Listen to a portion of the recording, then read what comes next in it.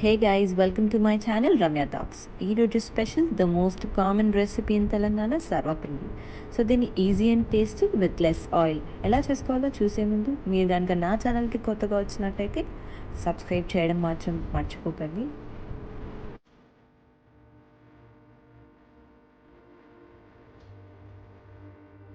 నానబెట్టిన శనగపప్పు, పచ్చిమిర్చి పేస్ట్, నేను ఇది గ్రైండ్ చేసుకునేటప్పుడే జింజర్ గార్లిక్ కూడా యాడ్ చేసుకున్నాను. నువ్వులు, జీలకర్ర, ఫ్రై చేసి నానబెట్టిన పల్లీలు, ఫైన్లీ చాప్డ్ ఆనియన్స్, కరివేపాకు, సాల్ట్, బియ్యం పిండి. ఇప్పుడు ఒక బౌల్లో 3 కప్పుల బియ్యం పిండిని యాడ్ చేసుకోవాలి. Now add some roasted పల్లీలు, నానబెట్టిన శనగపప్పు, 1 టేబుల్ స్పూన్ ఆఫ్ జీలకర్ర, నువ్వులు.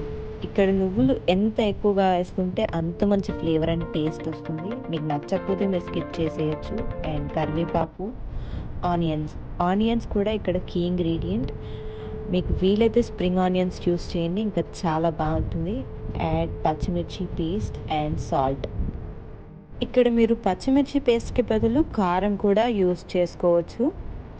ఆనియన్లోని వాటర్ అంతా పిండిలోకి దిగేలాగా మంచిగా మిక్స్ చేసుకోవాలి.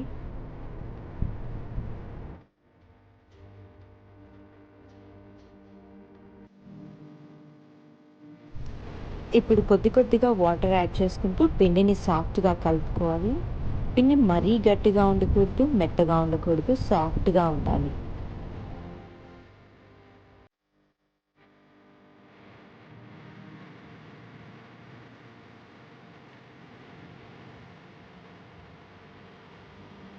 ఇలా సాఫ్ట్గా కలుపుకొని పిండిని ఒక 10 మినిట్స్ పాటు పక్కన పెట్టుకోవాలి. ఇప్పుడు ఏదైనా మందంగా ఉన్న ప్యాన్ ఆర్ కడాయి తీసుకోవాలి. And make sure pan or కడాయి ఖచ్చితంగా చాలా మందంగా ఉండాలి, లేదంటే సర్వపిండి మాడిపోతుంది. ప్యాన్ పైన 2 టేబుల్ స్పూన్స్ ఆఫ్ ఆయిల్ వేసుకొని నీట్గా స్ప్రెడ్ చేసుకున్న తర్వాత కొంచెం పిండి ముద్దను తీసుకొని ప్యాన్ పైన సన్నగా ఈవెన్గా స్ప్రెడ్ చేసుకోవాలి. పగుళ్ళు లేకుండా నీట్గా స్ప్రెడ్ చేసుకోవాలి.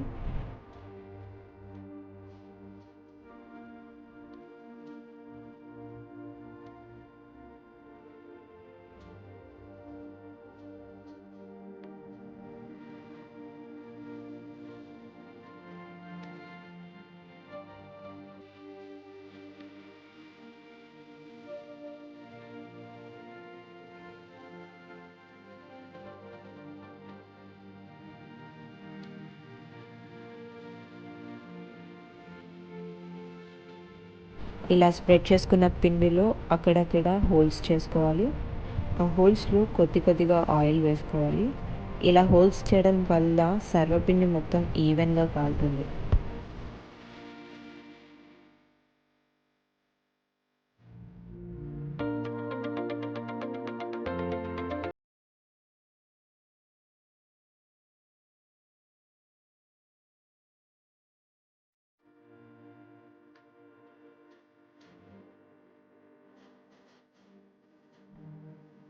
సర్వపిండి మధ్యలో కాలిన తర్వాత చుట్టుపక్కల ప్యాన్ని తిప్పుతూ ఈవెన్గా కాల్చుకోవాలి.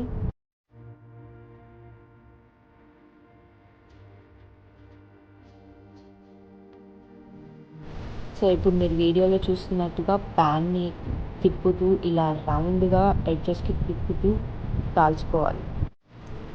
ఇలా అన్ని పక్కల కాలిన తర్వాత సర్వపిండి ఆటోమేటిక్గా ప్యాన్కి అంటుకోకుండా పైకి వచ్చేస్తుంది.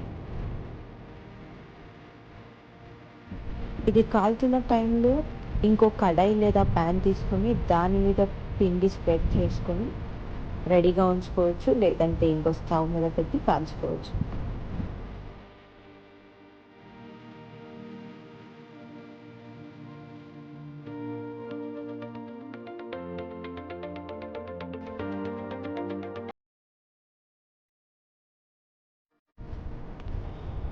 ఇప్పుడు అది ఆటోమేటిక్గా లేసి వచ్చేస్తుందంటే అది పూర్తిగా కాలిందని అర్థం.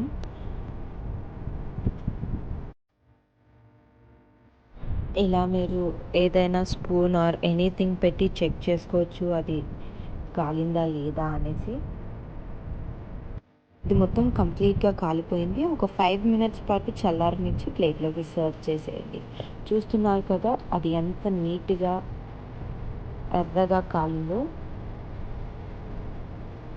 సో, చాలా crispy and tasty sarvapindi is now ready.